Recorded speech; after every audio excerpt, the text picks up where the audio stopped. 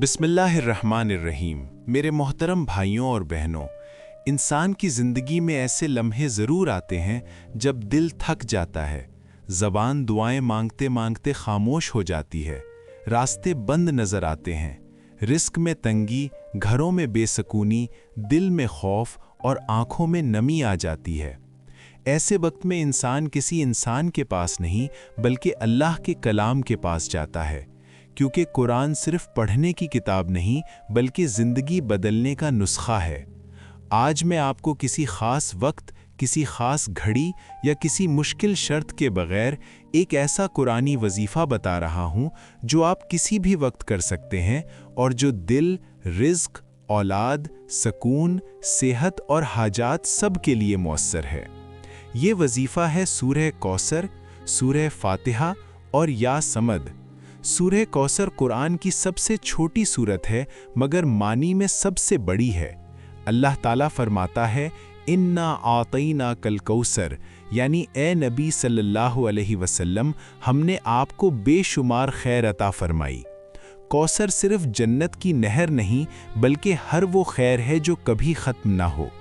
رزق کی خیر، وقت کی خیر، اولاد کی خیر، عزت کی خیر اور دل کے سکون کی خیر۔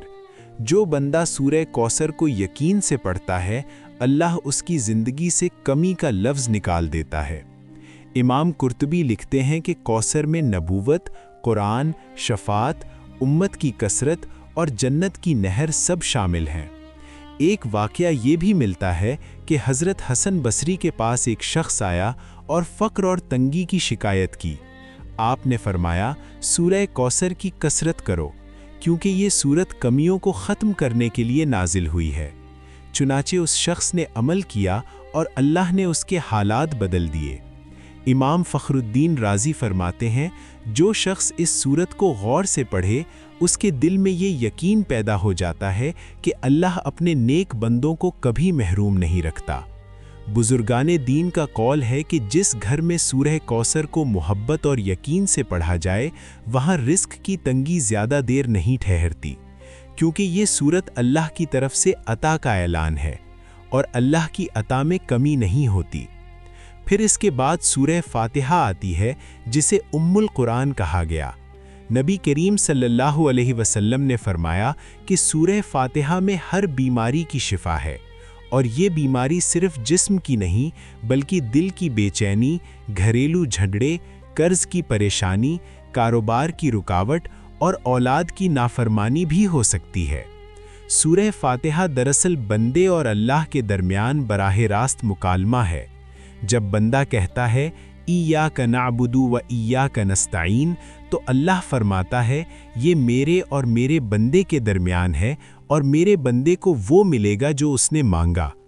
امام شافعی فرماتے ہیں، میں نے سورہ فاتحہ کو ہر مشکل میں آزمایا، اللہ نے اس کے ذریعے راستے کھول دیے۔ اسی طرح امام احمد بن حنبل قید اور آزمائش کے زمانے میں سورہ فاتحہ کو کثرت سے پڑھتے اور فرمایا کرتے تھے کہ یہ سورت دل کو ایسی قوت دیتی ہے جو آزمائش کو آسان بنا دیتی ہے۔ حضرت شیخ عبد القادر جیلانی کے بارے میں منقول ہے کہ آپ فرمایا کرتے تھے کہ جب کوئی حاجت سخت ہو جائے تو سورہ فاتحہ کو توجہ اور یقین سے پڑھو، کیونکہ اس میں اللہ کے تمام اسما کا خلاصہ ہے۔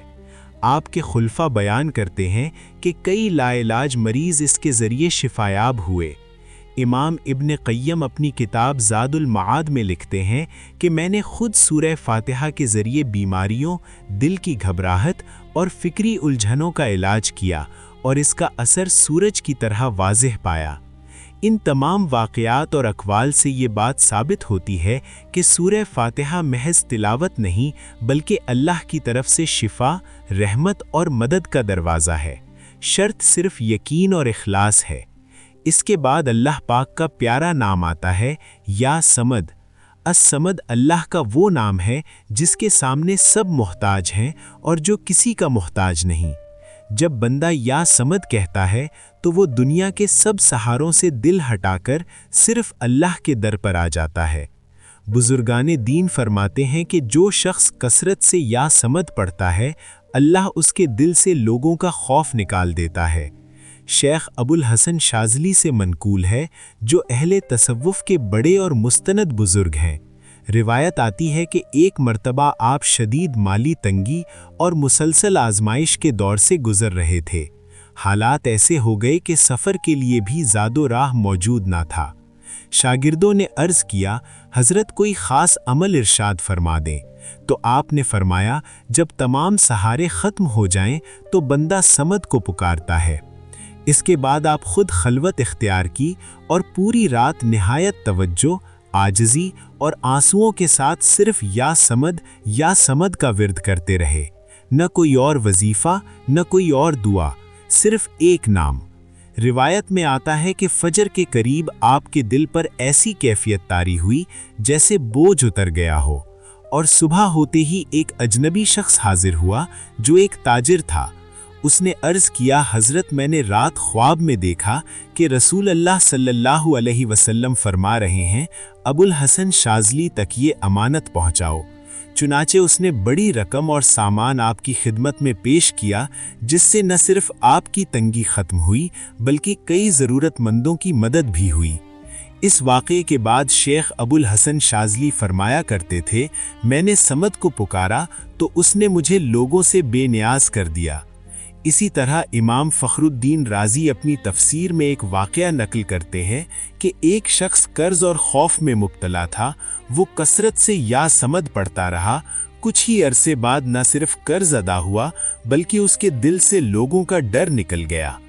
امام رازی فرماتے ہیں، الصمد کا خاص اثر یہ ہے کہ یہ بندے کے دل کو مخلوق سے کاٹ کر خالق سے جوڑ دیتا ہے۔